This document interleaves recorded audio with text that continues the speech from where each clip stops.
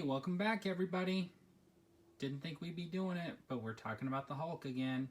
Making a switch up from the recent conversation about G.I. Joes and my custom figures. I got my Mego Incredible Hulk when I was a kid in the 70s.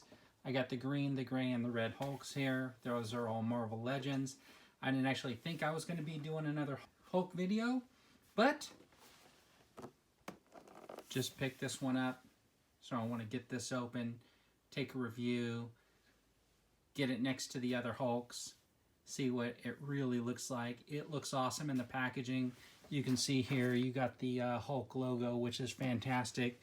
Take a closer look at the figure in there. It's got a Build-A-Figure. Not really interested in those. Got a couple extra pairs of hands, so you got some fist and some open hands here. Got some fantastic artwork on the side. Looks great.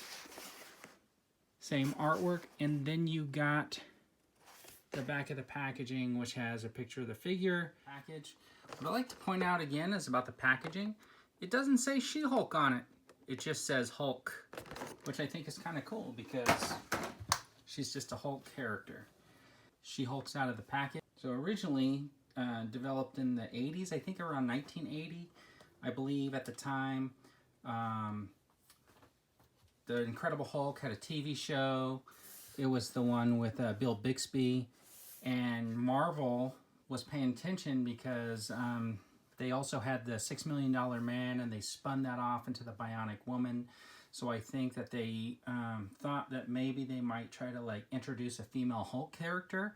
So I believe that they hurried up and created a She-Hulk to introduce her into the comics, so in case the show ever did introduce a character, it would have the rights to that character.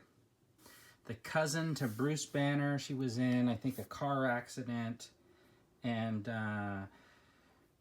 needed a blood transfusion and got Bruce Banner's blood, and that's why she became the She-Hulk. Started out in a comic called The Savage She-Hulk, I think, was how she was introduced. Anyways, here's the figure. You can see it along with the other Hulks. All those other Hulks were pretty much the same size. So if I stand him upright and her upright, you can see she's got good size, but she's not as big as the Hulk. And I think that's a legitimate thing because she basically, you know, blood transfusion, that type of thing. So she wasn't as big. She does get stronger and stronger, you know, if she gets angrier. I'm just going to compare her to the Jessica Jones figure, which shows that she's much taller than the average female Marvel character, and she's even taller than the Luke Cage figure, right, which is a pretty big figure, and he's supposed to pack a lot of muscle too. So that's some size comparisons. Let's take a look at the figure. First of all, right out of the box, she's got double fists, so for punching, right? She's got this really good face sculpt on her with the green eyes, and this hair is pretty good. It's like waving in the wind. So for posability, it looks pretty cool, right? Her head's got some good function on it. The hair does get in the way, so tilting, looking up's going to be a problem. Looking down's not like a problem, and looking left and right are not that big of a deal. She's got the double jointed knees, your typical foot joints. She's got the rotating upper arm, the elbow, and of course swivel in the wrist. She's got this joint right here that helps her bend backwards and forward, but she doesn't really bend forward that much. And there's something inside that sort of blocks it right there. But she doesn't have anything to help her turn at the waist. So if you look at this Hulk figure, he's got like a joint right here that allows him to turn at the waist and look up and look down. So he could actually be fighting off an enemy coming to the side, where if she does that thing and you do the pose, her stomach's always going to be pointed forward. I think they did that for the abs and stuff like that. I noticed that a lot of the female Marvel Legends characters don't really have this rotation right here.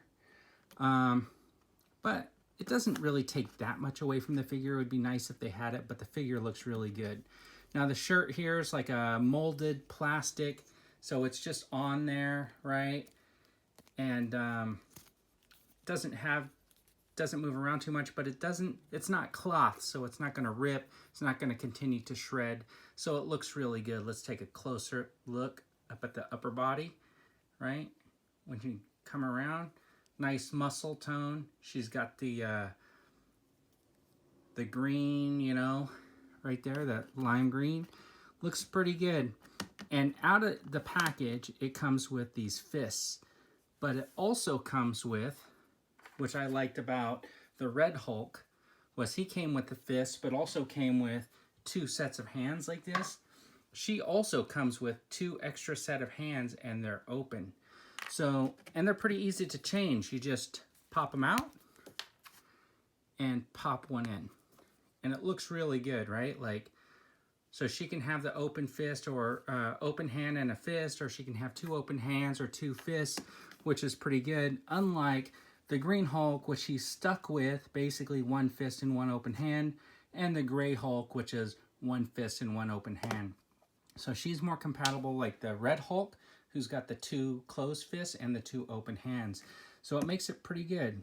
She actually is about the same height as the 1970s Mego Incredible Hulk. She might have him by a hair. So anyways, that's the She-Hulk. Thanks for checking out the video. Come back, and we're gonna have some more coming up. Check out some of my other videos. Subscribe to my channel, and throw up a like. Thanks for tuning in, everybody.